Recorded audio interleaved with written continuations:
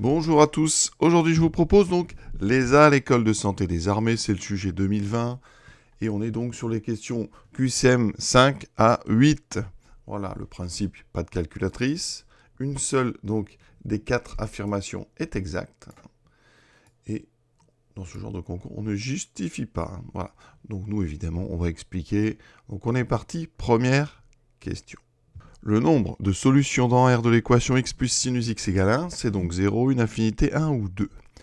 Alors, résoudre une équation. Alors ici, ce n'est pas du tout une équation polynomiale, donc c'est pas la peine d'essayer de faire des deltas, des choses comme ça, vous n'y arriverez pas.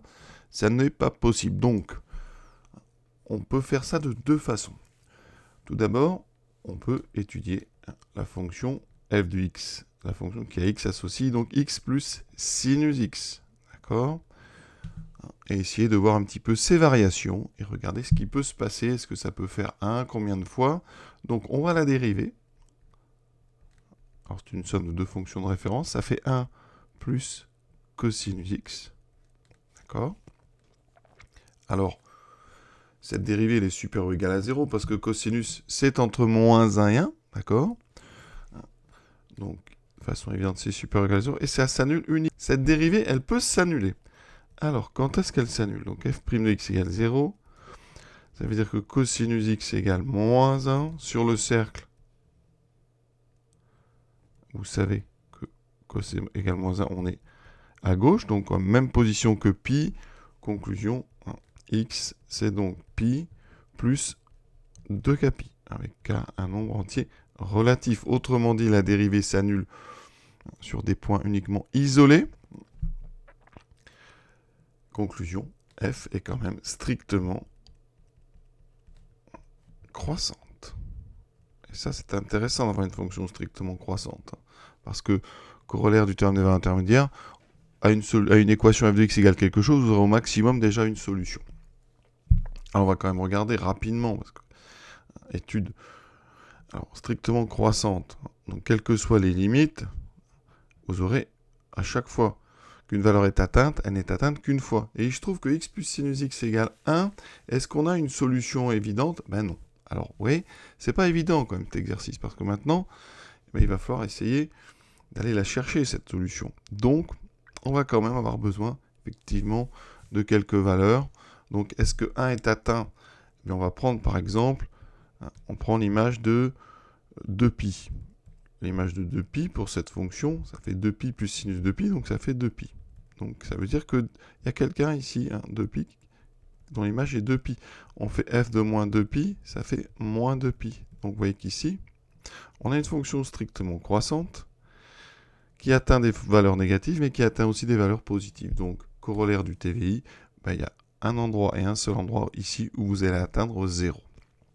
Et vous voyez qu'on n'a pas eu besoin des limites. Alors, elles auraient été intéressantes, parce qu'il faut les faire par encadrement. Effectivement, x plus sinus x, c'est entre x moins 1 et x plus 1. Donc, en moins l'infini, par comparaison, eh bien, ça va tendre vers moins l'infini. Et en plus, l'infini aussi, ça tendra vers plus l'infini. Donc, vous voyez, cette fonction, elle atteint toutes les valeurs réelles. Et elle les atteint une seule fois. Donc, voilà la première méthode. Bon, il y a beaucoup de travail si on le fait rigoureusement. Après, intuitivement, on peut peut-être faire ça vite le jour d'un concours. Alors, on peut peut-être essayer aussi de tracer un graphique. Parce que, en fait, ça veut dire qu'on essaie de résoudre donc x plus sinus x égale 1. Donc si je mets le x de l'autre côté, j'essaie de résoudre sinus x égale 1 moins x. Alors, dans un repère qu'on pourrait rapidement, sinus, donc les valeurs importantes, c'est 0, pi sur 2, pi c'est donc 3,14 à peu près. Ici, on est à peu près en 1,57. Donc le sinus, vous savez, ici, donc je vais mettre 1, moins 1. Il atteint son maximum en pi sur 2, donc sa courbe est comme ceci. Voilà. Évidemment, c'est une sinusoïde, donc ça va se répéter comme ça à l'infini. Et on va tracer 1 moins x. Enfin, la courbe de 1 moins x, c'est une fonction affine. Donc en 0, ça vaut 1. Et en 1, ça vaut 0. Donc en 1, ça vaut 0. On est à peu près ici. Voilà. Et vous voyez à peu près, hein, vous voyez bien que là, sur ce graphique, on voit que les deux courbes se coupent une et une seule fois, d'ailleurs, entre 0 et pi sur 2. Par ici. Voilà une façon un petit peu rapide de le faire. Après, il faut bien connaître, savoir tracer la courbe de sinus à peu près précisément. Mais vous voyez, comme on ne demande pas de justifier, ce raisonnement, il serait valable, il n'y a pas de souci. Question 6. Alors, vous allez voir qu'on peut la faire vraiment très très vite. Et après, je vous expliquerai un petit peu les dessous de la résolution, vraiment. Mais ici, on vous propose 4 ensembles de solutions pour une équation. Et un des ensembles, c'est l'ensemble 0. C'est l'ensemble constitué des éléments 0. Ici, des éléments 1, 1 et moins 5 demi, ensemble vide. Alors, on peut tester déjà 0. Ça va très vite, donc on remplace x par 0. Ça fait 2 exponentielle 0, plus 3 exponentielle 0, moins 5. Exponentielle 0, ça vaut 1. Il vous reste 5, moins 5. Ça fait 0. Donc 0 est solution. Vous venez de trouver une solution. Or, on sait qu'il n'y a qu'une seule réponse exacte, que là n'est pas faux, que ça n'est pas bon pour C et ça n'est pas bon pour D. Donc on a déjà terminé, vous voyez. Juste petite vérification. Et ça, vous pouvez toujours essayer de vérifier que les solutions qu'on propose sont justes, d'accord. Si elles sont simples comme ce nombre-là, ça va très vite. Alors après, on pourrait procéder en étudiant une fonction. C'est-à-dire la fonction 2 exponentielle 2x plus 3 exponentielle x moins 5. Et faire une petite étude. On dérive, on sait dériver exponentielle 2x, ça fait 2 fois exponentielle 2x, donc là j'ai 4 exponentielle 2x plus 3 exponentielle x. Qu'est-ce qu'on remarque? Que f', c'est une somme de 2 exponentielles, c'est strictement positif, donc notre fonction f est strictement croissante sur R. Donc déjà, donc variation de f, déjà il n'y a pas de solution, c'est pas possible. Fonction strictement croissante, vous avez au maximum une solution. Alors les limites, très rapidement, en plus l'infini, bon l'exponentielle, là c'est une somme de 2 infinis. En moins l'infini, l'exponentielle ici va tendre vers 0, ça fera moins 5. Donc vous allez atteindre une fois exactement toutes les valeurs entre moins 5 et plus l'infini. Moins 5 exclu. Donc comme 0 est dedans, vous avez ici corollaire du théorème des valeurs intermédiaires, un seul antécédent. Donc vous n'avez qu'une solution. Par contre, ça ne vous donne pas la solution, donc ça ne vous dispense pas ici de remarquer que 0 était solution. Vous voyez, ça c'est par étude, ça ne nous donne pas toujours tout ce qu'il faut. Alors il y a aussi une autre version qui est intéressante à remarquer, c'est de résoudre l'équation. Alors c'est une équation qu'on peut résoudre par une petite astuce, en remarquant que exponentielle 2x, c'est exponentielle de x au carré. Donc en fait, il faut résoudre cette chose-là. Je mets des parenthèses, parce que maintenant, on va regarder le polynôme 2x2 plus 3x moins 5. D'accord? À la place exponentielle, j'ai mis un grand X. Ça, c'est un trinôme. Je vais essayer de résoudre, enfin de le factoriser. Et pour le factoriser, il faut trouver donc les racines, alors soit avec le discriminant, soit en remarquant que par exemple 1 est solution. Solution évidente. Donc 1 est solution évidente, donc ça va se factoriser par 2, alors le coefficient de 2 fois x moins 1, et ici vous aurez la deuxième racine, avec le x moins la deuxième racine. Mais vous savez qu'on doit obtenir moins 5 à la sortie, donc le produit des constantes, 2 fois moins 1, ça fait moins 2 fois quelque chose doit faire moins 5, donc ici j'ai plus 5 demi. Donc on a réussi, vous voyez, à factoriser. Pour ceux qui ne voient pas cette chose-là, vous faites un delta, b carré 9 moins 4 fois a fois c, ce qui doit tomber juste.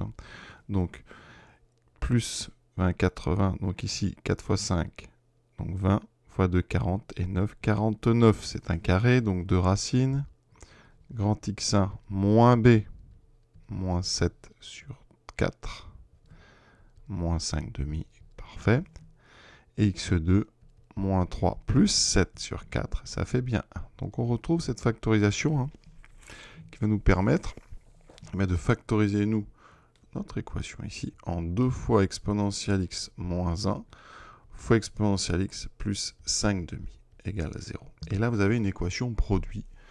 Et donc, pour la résoudre, ça veut dire qu'exponentielle x égale 1 ou exponentielle x égale moins 5 demi. Alors, un exponentiel ne peut pas être négatif. Voilà. Donc, il vous reste exponentielle x égale 1 et donc x est égal à 0. Et voilà comment on devait résoudre cette équation. Ici, vous voyez, on a éviter tout ça en regardant un tout petit peu avant de commencer à faire des gros calculs. Question 7. Alors, à la voir, c'est une question facile, c'est juste du travail calculatoire sur le logarithme, donc il faut juste bien connaître les propriétés de votre logarithme. Donc ici, vous avez ln avec à l'intérieur un carré, et ici, un ln au carré. C'est pas pareil, évidemment. La propriété qui existe sur le logarithme, c'est que pour tout a strictement positif, ln de a carré est égal à 2 fois ln de a. On peut sortir les carrés. Donc on va pouvoir sortir le premier carré. Ce qui va me donner 2 fois ln de 1 sur e. Et ici, vous ne pouvez pas le sortir. C'est le logarithme qui est au carré. Donc il va falloir calculer ou estimer ln de 1 sur e. Deuxième propriété. Alors, il faut savoir qu'aussi, pour tout a strictement positif, ln de 1 sur a, c'est moins ln de a. D'accord? Donc ici, ln de 1 sur e, c'est donc 2 fois moins ln de e. Pareil à l'intérieur du carré. Et ln de e, vous le connaissez, ln de, ça vaut 1. Donc ici, j'ai 2 fois moins 1, moins 1 au carré. 2 fois moins 1, ça fait moins 2. Moins 1 au carré, ça fait 1. Donc moins 2, moins 1, on trouve moins 3. C'est la proposition, vous voyez, D, qui est la bonne. Quatrième question du jour. Ici, une équation avec des logarithmes. Et on vous propose des solutions. Alors, ici, rien ne vous empêche, si vous voulez, d'essayer les solutions. Alors, on commence toujours par les plus simples. Par exemple, 0. Est-ce que 0 est solution? Ça ne va pas, vous voyez, parce que si vous mettez ici 0, vous allez faire apparaître ln de moins 1. Et ça n'existe pas. Le logarithme est défini sur des nombres strictement positifs. Donc, première chose, on peut éliminer la proposition. Alors après, on peut tout essayer. On a 2 tiers, on a moins 2 tiers, donc on va essayer 2 tiers. Alors, on a le même problème, parce que 2 tiers moins 1, c'est négatif. D'accord? Donc, vous ne pouvez pas avoir comme solution 2 tiers. Il nous reste moins 2 tiers. Alors, on va essayer. Donc, moins 2 tiers, ln de moins 2 tiers moins 1. C'est pareil, moins 2 tiers moins 1, c'est négatif, j'aurais dû le voir. Donc ici, ça élimine d'office la réponse A. Et vous voyez qu'on a déjà terminé. Ça ne peut pas être les 3 autres. Vu qu'on sait qu'il y a une réponse exacte, c'est forcément la B. Donc, il n'y a pas de solution à cette équation. On va quand même essayer de la résoudre. Pour résoudre une équation avec du logarithme, plusieurs méthodes. Une méthode, c'est d'essayer de trouver sur quel ensemble on va travailler. Donc, vous devez avoir x-1 qui est strictement positif pour que le premier logarithme existe, et en même temps 1 moins 2x qui doit être strictement positif pour que le deuxième existe. Et donc, ça vous donne déjà 2 conditions qui doivent être réalisées en même temps. Donc, x doit être plus grand que 1. Et ici, ça nous fait donc moins 2x plus grand que moins 1. Et en divisant par moins 2, ça va donc inverser le sens du symbole d'ordre. Et j'aurai moins 1 sur moins 2. Donc j'aurai ici plus petit que moins 1,5. Donc je dois avoir un nombre, regardez, plus grand que 1. Donc on doit être plus grand que 1, strictement. Et on doit être en même temps plus petit que 1,5. Donc il n'y a pas d'intersection à ces deux ensembles. Donc en fait, il n'y a pas de domaine de travail.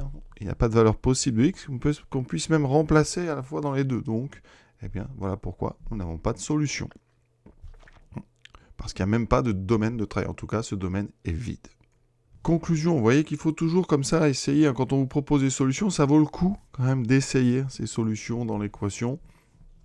Ça peut gagner énormément de temps avant de se lancer dans des gros calculs. Alors ça, c'était, juste pour être complet, la première méthode, en regardant le domaine de travail. Parfois, on ne regarde même pas le domaine de travail. On essaie de voir déjà s'il y a une solution. Parce que quand deux logarithmes sont égaux, s'il n'y a pas de souci, ça veut dire que les nombres qui sont dedans sont égaux. Donc ça, par implication, ça voudrait dire qu'obligatoirement, x moins 1 égale à 1 moins 2x. Donc s'il y avait une solution, ça serait 3x égale 2, ça serait x égale 2 tiers. Et voilà, vous voyez, on retrouve ce 2 tiers. Mais attention, cette méthode par implication, elle vous donne les solutions potentielles. Après, il faut vérifier que ce sont des solutions. Et donc, il faut remplacer ce x dans l'équation pour s'apercevoir qu'en remplaçant x par 2 tiers, on a un gros problème pour le premier logarithme. Voilà Hein, ça, c'était remarque importante à préciser. Hein. La méthode de résolution par implication, c'est-à-dire avec des donc, elle nécessite une vérification. D'accord ? D'où vraiment la nécessité parfois de regarder vraiment le domaine de travail, parce que la propriété en fait qui est derrière, c'est que ln de grand A est égal à n de grand B, ça équivaut à A égale B uniquement quand A et B sont strictement positifs. Donc il faut avoir justement vérifié ces choses-là avant de pouvoir avoir cette fameuse équivalence ici qui vous permet de trouver des solutions et des vraies solutions. Si vous n'avez pas l'équivalence, vous trouvez, je répète, des solutions qu'on appelle potentielles. Il faut vérifier que ce sont des solutions. Alors la méthode par implication, elle a des avantages parce qu'elle évite de rentrer dans les calculs de domaine de définition, de travail. Et vous allez parfois arriver à des choses où il n'y a pas de solution, donc ça vous évite même de faire le travail sur les domaines, justement. Voilà, ça c'est des choses quand même qui sont assez compliquées, mais vous voyez que pour trouver la solution de ce QCM, il fallait juste essayer les 3 qu'on vous proposait. Donc c'était finalement assez tranquille. Voilà. Je vous souhaite une bonne fin de journée à tous et à très bientôt pour la suite de ce joli concours de l'ESA.